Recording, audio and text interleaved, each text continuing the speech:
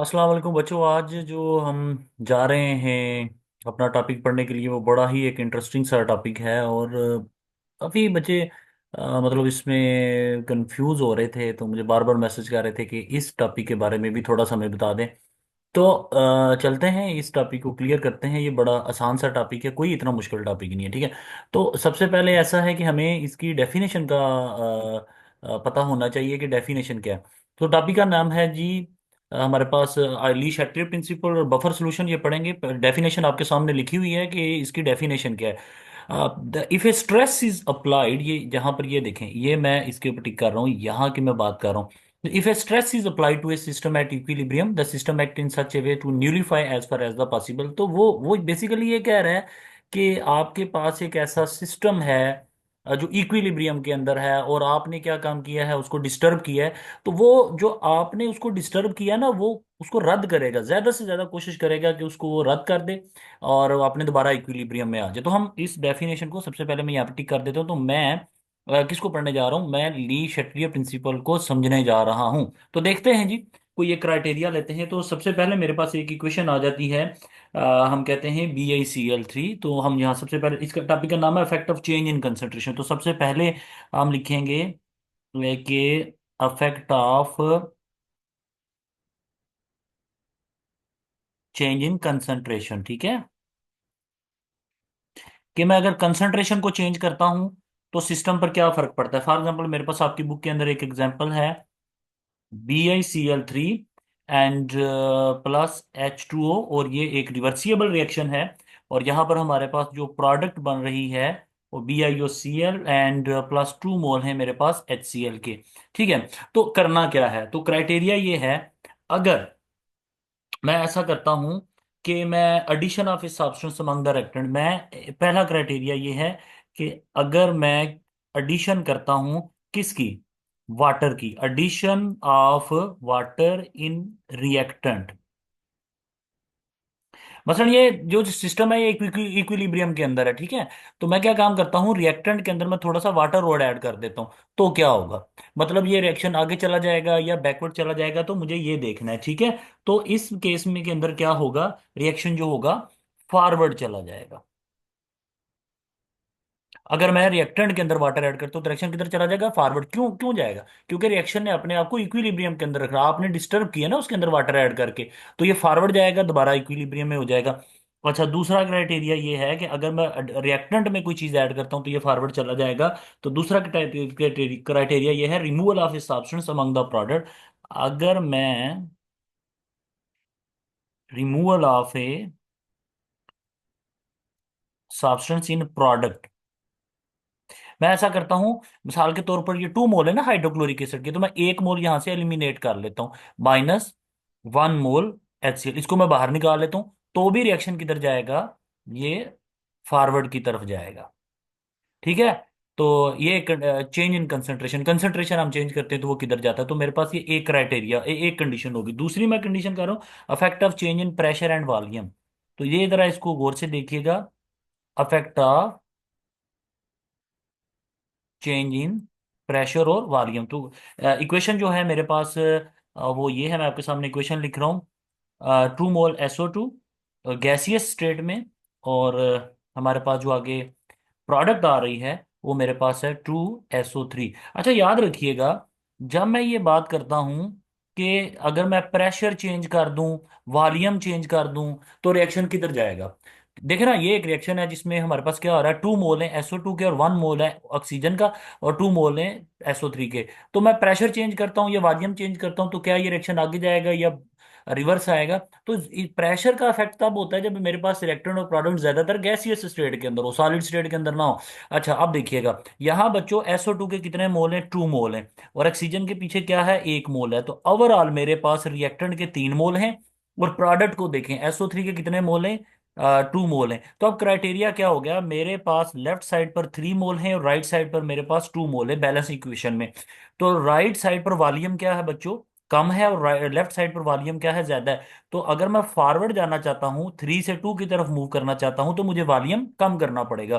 तो फॉरवर्ड जाने का इस केस में जो क्राइटेरिया है, वो पहला क्राइटेरिया ये है कि मुझे वॉल्यूम को क्या करना है, डिक्रीज करना है, तो मैं फॉरवर्ड मूव कर जाऊंगा। और आप जानते हैं कि वॉल्यूम का प्रेशर से क्या ताल्लुक है, इनवर्स। तो वॉल्यूम डिक्रीज करके मैं अगर फॉरवर्ड जा रहा हूं तो फिर क्या होगा, प्रेशर को इंक्रीज करके आगे जाऊंगा। वर्डिंग क्या लिखनी है, जब आप वॉल्यूम को डिक्रीज करके फॉरवर्ड जा रहे हैं तो इसका मतलब यह है SO2 और O2 का आपस में रिएक्ट करने का रेट बढ़ रहा है। तो rate of the reaction with SO2 and O2 increase as you increase the decrease the volume and increase the pressure.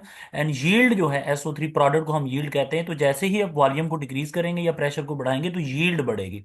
तो बस इतना सा आपने वर्डिंग लिख के इसको छोड़ देना। अगला क्राइटेरिया हमारे पास कौन सा है, ठीक है। तो नेक्स्ट हमारे पास क्राइटेरिया आ रहा है affect of change in temperature को। टेम्परेचर को कम करने से या ज्यादा करने से क्या होगा, affect of change in temperature, ठीक है। मेरे पास एक इक्वेशन है, कार्बन मोनोऑक्साइड और एग्जांपल के तौर पर, और ये मेरे पास वाटर, कार्बन मोनोऑक्साइड ने वाटर के साथ रिएक्शन शो किया और बनाया कार्बन डाइऑक्साइड और हाइड्रोजन गैस।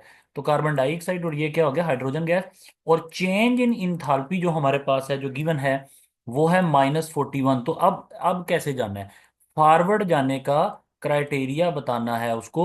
तो यहां पर देखें, चेंज इन इंथैल्पी आपके पास क्या है, माइनस। अगर चेंज इन इंथैल्पी माइनस है तो फॉरवर्ड जाने का क्राइटेरिया ये होता है कि आपने टेम्परेचर को क्या करना है, डिक्रीज करना है, पहली बात डिक्रीज टेम्परेचर, और दूसरा हीट को विदड्रॉ करना है आपने। तो आप फॉरवर्ड चले जाएंगे, ठीक है। क्यों, क्योंकि डेल एच माइनस है ना, तो माइनस का मतलब आप टेम्परेचर डिक्रीज करेंगे तो आगे जाएंगे, और हीट को विदड्रॉ करेंगे तो आप आगे जाएंगे, ठीक है। और अगर रिवर्स जाने का आप क्राइटेरिया पूछेंगे तो इसी को आप रिवर्स कर दें, हीट को ऐड करके रिवर्स जाएंगे और टेम्परेचर को आप इंक्रीज करने से आगे जाएंगे। ठीक हो गया, तो ये कंडीशन होगी। इसी तरीके से हमारे पास वो एक और एग्जांपल हमें दे रहा है इसी इसी इसी क्राइटेरिया में। वो मेरे पास है सॉलिबिलिटी की, पोटाशियम आयोडाइड को मैं डिजॉल्व करने जा रहा हूँ वाटर में, और ये मैंने AQ लिख दिया। और इस केस में जो डेल एच मेरे पास वैल्यू है, चेंज इन इंथैल्पी, वो कितनी है, +21। तो बच्चों, अगर डेल एच की वैल्यू +21 है तो फिर आप फॉरवर्ड जाने का क्राइटेरिया क्या बताएंगे उसे। अगर प्लस है तो आपने टेम्परेचर को इंक्रीज करना है तो आगे जाना है, और हीट को ऐड करना है तो आपने आगे जाना है। ये मेरे पास फॉरवर्ड जाने का क्राइटेरिया हो गया, सिंपल सी बात है। तो कंक्लूजन क्या निकला है, यहां पर अगर आप देखें SO2 के 2 मोल हैं, ऑक्सीजन का 1 मोल है, तो लेफ्ट साइड पर 3 मोल है और राइट साइड पर कितने मोल है, 2 मोल है। तो रेशो मेरे पास क्या निकल आती है, 3:2 के। और अगर मैं फॉरवर्ड जाना चाहता हूं तो मुझे वॉल्यूम को कम करना है, तो प्रेशर का वॉल्यूम से इनवर्स रिलेशन होता है। इसी तरीके से अगर डेल एच की वैल्यू माइनस है तो टेम्परेचर को कम करने के आगे जाऊंगा, हीट को विदड्रॉ करके आगे जाऊंगा। इसी तरीके से अगर डेल एच की वैल्यू प्लस है तो टेम्परेचर को ऐड करके और हीट को ऐड करके और टेम्परेचर को बढ़ा के मैं आगे जाऊंगा। तो इसका मतलब है पोटाशियम आयोडाइड की वाटर के अंदर सॉलिबिलिटी क्या हो रही है, बढ़ रही है, ठीक है। एंडोथर्मिक प्रोसेस में क्या होता है, टेम्परेचर को इंक्रीज करने से सॉलिबिलिटी बढ़ती है। और एक्सोथर्मिक रिएक्शन में क्या होता है, टेम्परेचर को कम करने से सॉलिबिलिटी बढ़ती है, सिंपल। एक्सोथर्मिक रिएक्शन है तो हीट को विदड्रॉ करने से, टेम्परेचर को कम करने से सॉलिबिलिटी बढ़ेगी। और अगर एंडोथर्मिक है तो हीट को ऐड करने से, टेम्परेचर बढ़ाने से आपकी सॉलिबिलिटी बढ़ेगी, ठीक है। तो ये ली शटलेट प्रिंसिपल जो था, मैंने आपको समझाया कि किस तरीके से ये शुरू में हमने आपको कंसंट्रेशन के बारे में बताया कि अगर मैं रिएक्टेंट में वाटर ऐड कर देता हूं तो क्या होगा, रिएक्शन आगे जाएगा या बैकवर्ड जाएगा। इसी तरीके से इसका प्रेशर वॉल्यूम का बताया मैंने। तो और बेशुमार हमारे पास एग्जांपल्स आ जाती हैं जिनको हम कर सकते हैं। फॉर एग्जांपल, मैं एक और एग्जांपल आपके सामने रखता हूँ। ये मेरे पास है डिसोसिएशन PCl5, ये भी आपकी बुक के अंदर है। तो PCl3 और प्लस Cl2। मैं पूछता हूँ कि अगर मैं change in volume, affect of volume और प्रेशर। तो देखिए, PCl5 बैक साइड पर यहाँ पर कितने मोल हैं, इसके इसके 1 मोल है। और PCl3 के भी 1 मोल है, क्लोरीन के भी 1 मोल है। तो राइट साइड पर नंबर ऑफ मोल कितने, 2 है, और लेफ्ट साइड पर कितने, 1 है। तो अगर मैं फॉरवर्ड जाना चाहता हूँ तो मुझे वॉल्यूम को क्या करना है, बढ़ाना है, क्योंकि राइट साइड पर वॉल्यूम क्या है, ज्यादा है।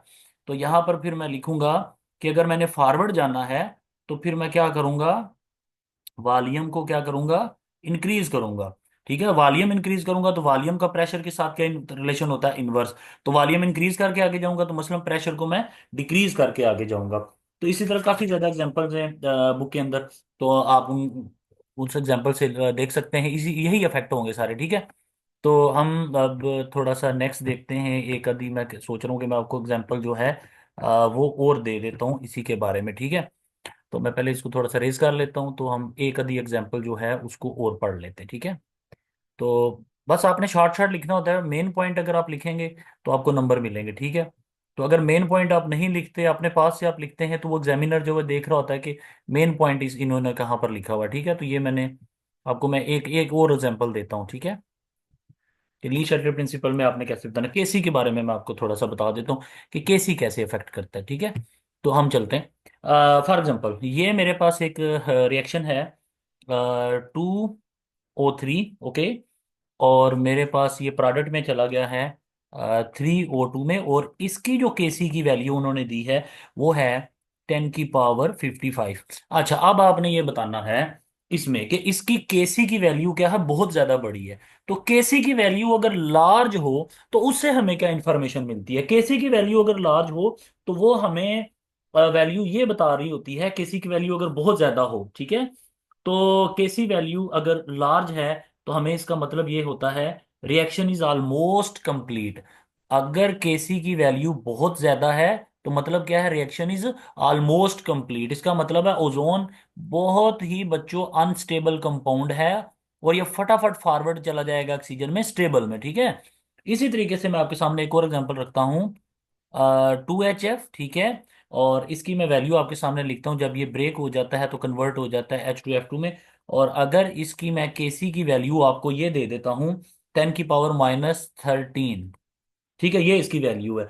तो क्वेश्चन ये है कि अगर केसी की वैल्यू बहुत थोड़ी है, देखें केसी की वैल्यू 10 की पावर -13 है, माइनस वैल्यू, तो केसी की वैल्यू बहुत थोड़ी है, वेरी स्मॉल वैल्यू, तो हमें इंफॉर्मेशन क्या मिल रही है? अगर केसी की वैल्यू स्मॉल है तो very little forward reaction, very little forward reaction, ठीक है। तो सिंपल बात यह है कि अगर केसी की वैल्यू लार्ज है तो उसने तकरीबन वो फॉरवर्ड जाता है, रिएक्शन फॉरवर्ड मूव करेगा, और केसी की वैल्यू कम है तो वो बहुत आहिस्ता से आगे जा रहा है, ठीक है। इसका मतलब है उसके प्रोडक्ट क्या है, अनस्टेबल है, और जो रिएक्टेंट जो होता है वो आपके पास क्या होता है, स्टेबल होता है, ठीक है।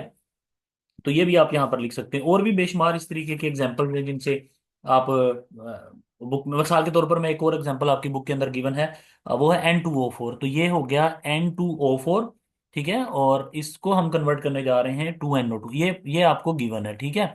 तो क्वेश्चन ये है कि लेफ्ट साइड पर, अगर मैं इसको देखूं, लेफ्ट साइड पर इसके 1 मोल हैं, N2O4 के यहाँ 1, और राइट साइड पर NO2 के कितने मोल हैं, 2, तो रेशियो निकल आई 1:2। तो साफ नजर आ रहा है कि अगर मैं फॉरवर्ड जाना चाहता हूं तो मुझे वॉल्यूम क्या करना है, बढ़ाना है।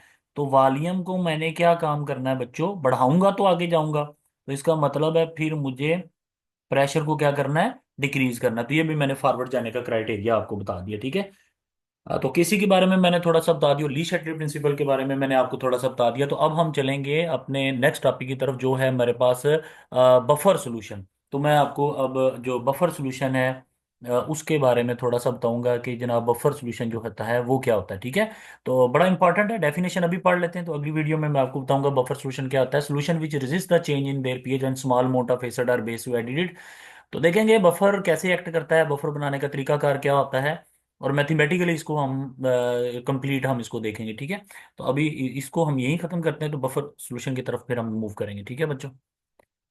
तो कोई क्वेश्चन हुआ मुझसे ज़रूर पूछिएगा। Okay, so I am going to stop the recording.